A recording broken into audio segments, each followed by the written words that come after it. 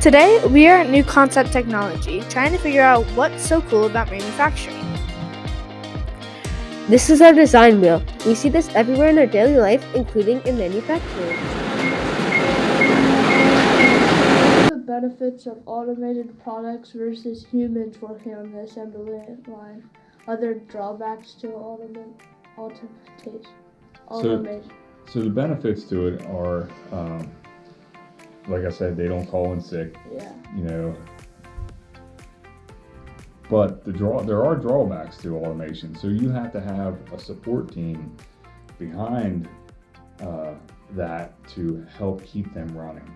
You have to have programmers. You have to have a controller. To help a controls guy to help keep the automation cells running. Yeah. So there are costs involved in keeping the robots running consistently all the time.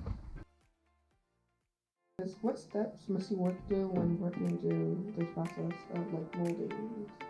Well, when we're building a molding process, and that's kind of what my job is, I build the process that the plastic goes through in order to create these parts. And that requires us to cover a few basics.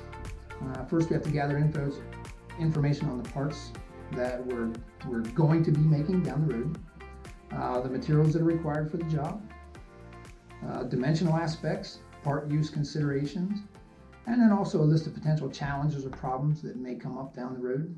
In our design process, we evaluate a product's success, and then sometimes must go back to make necessary adjustments. Do you do the same thing?